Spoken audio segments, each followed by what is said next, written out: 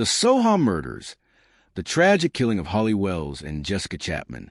In the quiet town of Soham, Cambridgeshire, the summer of 2002 was marked by an unthinkable tragedy that would scar the nation forever. Holly Wells and Jessica Chapman, two inseparable 10-year-old best friends, were known for their bright smiles, love for Manchester United, and a bond so close they seemed like sisters.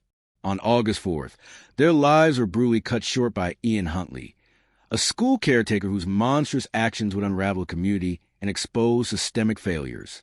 This is the story of their loss, the hunt for justice, and the enduring pain of a town forever changed. Holly and Jessica met at age 4 at St. Andrew's Primary School, instantly forming a friendship that defined their young lives. They shared a passion for football, often seen in matching red Manchester United jerseys with Beckham 7 emblazoned on the back.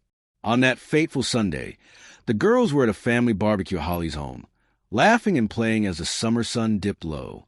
Around 6:15 p.m., without telling anyone, they slipped out to buy sweets from a vending machine at the local sports center.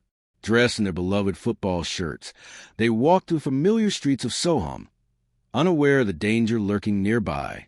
As they passed the home of Ian Huntley, the caretaker at Soham Village College, their paths crossed with a predator.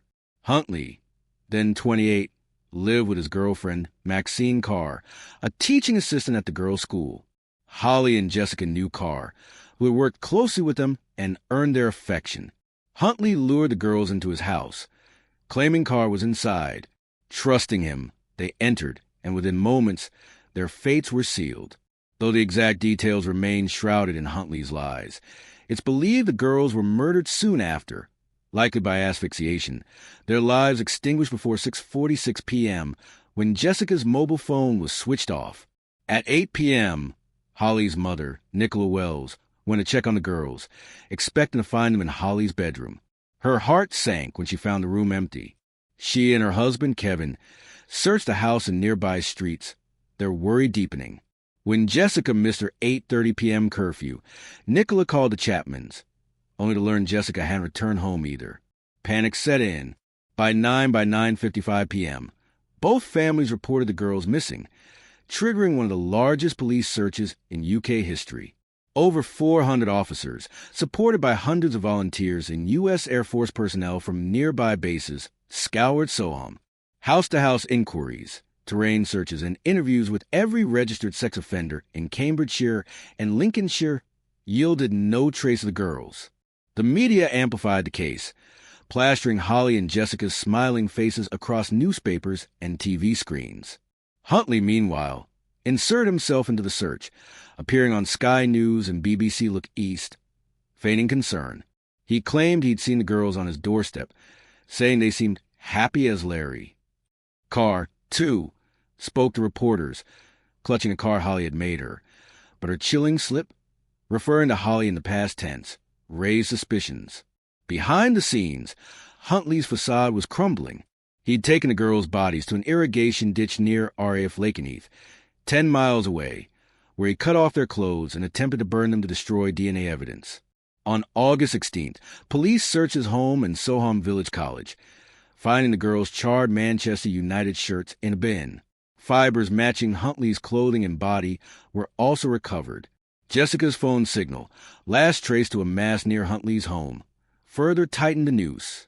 On August 17th, a gamekeeper discovered the girls' bodies, lying side by side in a ditch, so decomposed that the cause of death was deemed likely asphyxiation. Hours earlier, Huntley and Carr were arrested. The investigation revealed Huntley's disturbing history. He'd been investigated for rape in 1998 and accused of sexual relationships with underage girls, yet flaws in the vetting system allowed him to secure a job near children. Carr, who'd lied to provide Huntley an alibi, claimed she believed his story that Holly had a nosebleed and accidentally drowned in the bath, with Jessica killed to silence her screams. At trial, Huntley stuck to this implausible tale, but forensic evidence, pollen, nettles stepped on 13 days prior and fiber transfers, demolished his defense. The jury convicted him of 2 counts of murder on December 17, 2003. He was sentenced to life with a minimum of 40 years, meaning no parole until 2042. Carr, convicted of perverting the course of justice, received 3.5 years and was released in 2004 under a new identity. The trial exposed systemic failures. The Bichard Inquiry, launched by Home Secretary David Blunkett, revealed police and social services had ignored multiple prior complaints against Huntley. The inquiry led to reforms in child protection and vetting procedures. But for the families, no reform could undo their loss. Holly's father, Kevin Wells, later wrote goodbye, Dearest Holly, 10 years on, reflecting on the family's grief and resilience. The girls' funeral services, held on consecutive days in September 2002, drew 2,000 mourners to Ely Cathedral, a testament to the community's heartbreak. Soham was forever altered. Parents grew more fearful, with 71% reporting heightened safety concerns. Per a 2002 NSBCC study, the girls' image in their Manchester United shirts became a haunting symbol of innocence stolen. Huntley, now 51, remains at HMP Franklin, where he's faced attacks, including a 2005 scalding and a 2010 neck slashing. His daughter, Samantha Bryan, has pleaded for the truth, but Huntley's full account remains elusive. The case inspired documentaries like Channel 5 Soham, The Murder of Holly and Jessica, 2022, and books, Yet the Pain Endures. Holly and Jessica should be nearing 33, perhaps with families of their own. Instead, their laughter echoes only in memory. Their story is a stark reminder of trust betrayed and a call to protect the vulnerable. Soham's scars linger, but so does the love for two girls whose light no darkness could fully extinguish.